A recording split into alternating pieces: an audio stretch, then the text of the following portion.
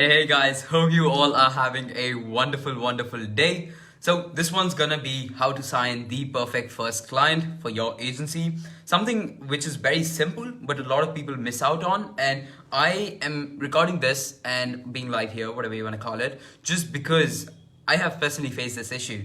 When I started out, and first of all, I was reaching out, cold calling, didn't sign up any significant client or clients out of that. And when I made a switch to the e-commerce industry, the first client, just because I was so desperate, I'd been doing it for months, not seeing any results. I was so desperate. And by the way, I was switching niches, which is like the worst thing, right? But I was so desperate to sign a client that I started just approaching any other brand, like even drop shipping brands. And at that point, I did not realize these were drop shipping brands.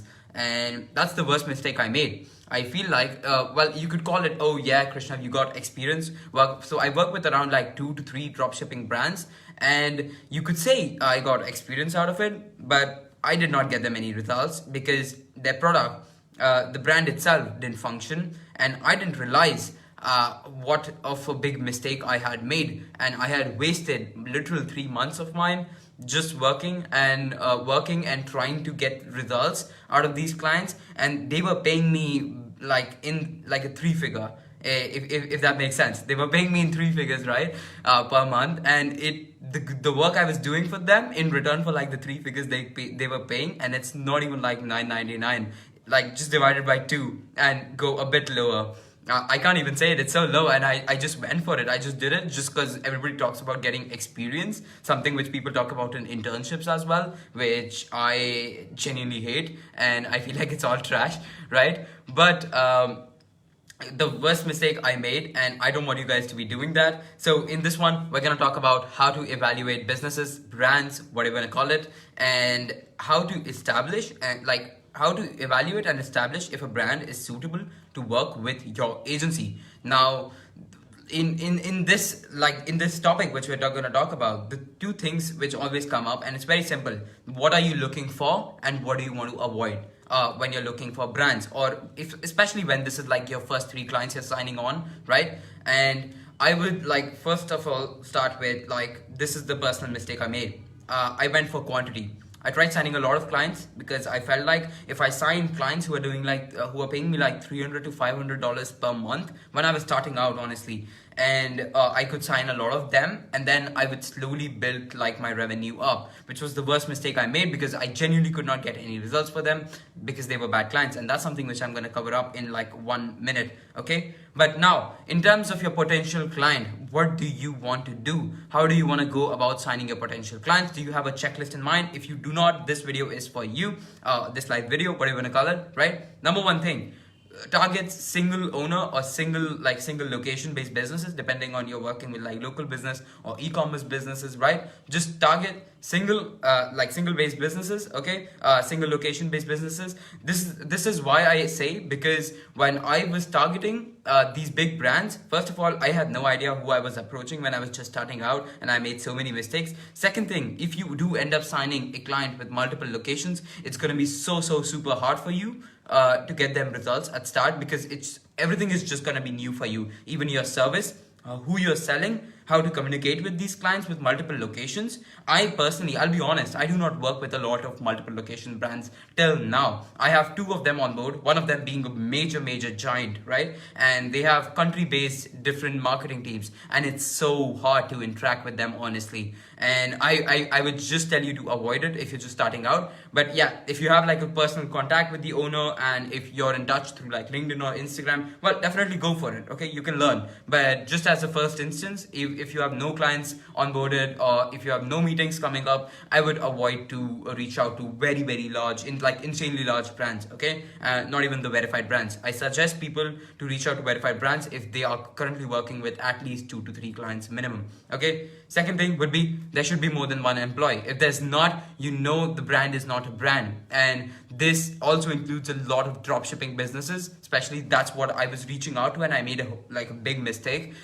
You do not want to work with a person who's just a single owner. They have no idea what they're doing. At that point, if they have no idea what they're doing because they're just starting out, they're not doing anything, and you're just coming in and they're paying you like $300, or $500, like let's say now the rates have changed and you can charge higher, and you are not as stupid as I was when I was starting out, right?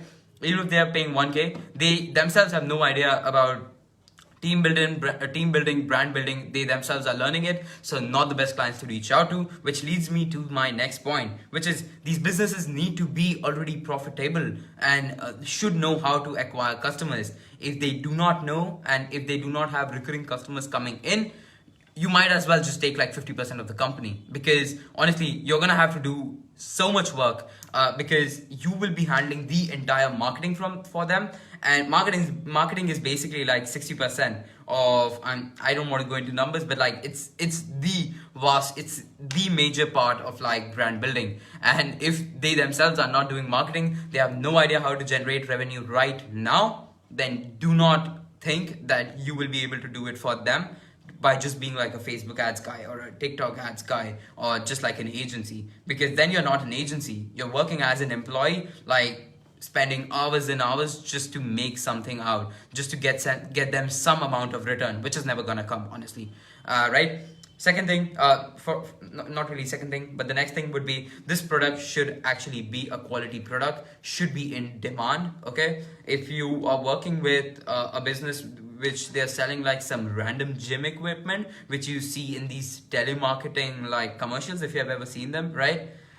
Nobody's gonna buy them, honestly. Let's just be honest. Like, as hard as you try, nobody's gonna like give no shit to that product. Okay, nobody's gonna buy it. The marketing is not gonna be fruitful. Okay, and you should not waste your time working and trying to solve problems of some other business owner who themselves are not confident about the product, who do not even know if the market exists. Okay, last thing would be, these businesses need to have great reviews. Okay, great reviews, great reputation, great testimonials, great case studies.